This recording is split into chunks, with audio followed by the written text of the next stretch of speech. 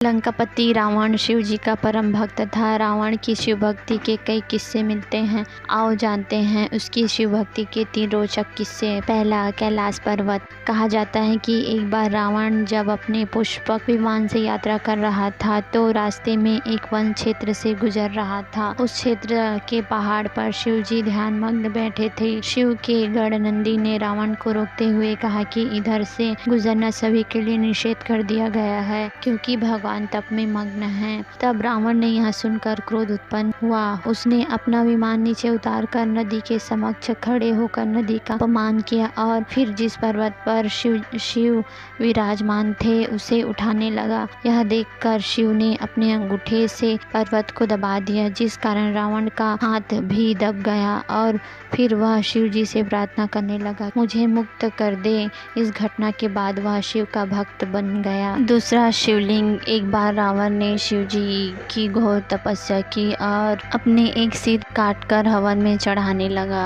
जब 10वां सिर काटने लगा तब शिव जी ने उसका हाथ पकड़ लिया और सभी सिर फिर से स्थापित करके कहा, वर मांगो। रावण ने कहा, मैं आपके शिवलिंग स्वरूप को लंका में स्थापित करना चाहता हूँ। तब शिव जी ने अपने शिवलिंग स्वरूप 2 चिन्ह दिए और कहा कि इन्हें भूमि पर मत रखना, अन्यथा ये वही स्थापित हो जाएंगे। रावण उन दोनों शिवलिंग को लेकर चला और रास्ते में उसे लघु शंका लगी तो उसने बैजू नाम के एक गड़हरिये को दोनों शिवलिंग पकड़ने को कहा और हिदायत दी कि इसे नीचे मत रखना किसी भी हाल में।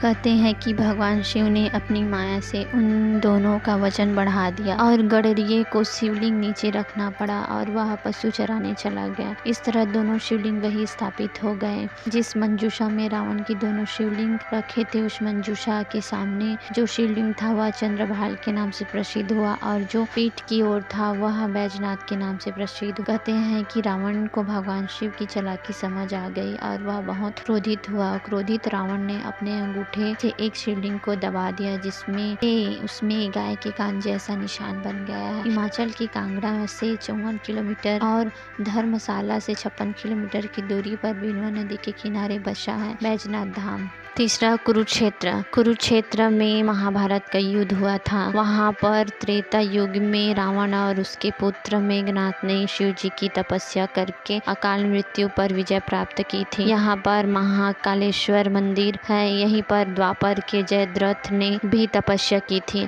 आकाश मार्ग से गुजरते वक्त रावण का विमान डगमगाने लगा था। वहाँ नीचे शिवलिंग को देखकर वह रुक गया। तब रावण ने यहाँ शिव की तपस्या की। लंबी समय से प्रसन्न होकर भगवान शिव ने उसे वरदान मांगने को कहा तो रावण ने प्रार्थना की कि इस घटना का कोई साक्ष्य नहीं होना चाहिए। उस समय भगवान शिव ने नंदी से अपने से दूर किया हुआ था। इसे यहाँ शिवलिंग की पूजा बगैर नंदी की जाती है।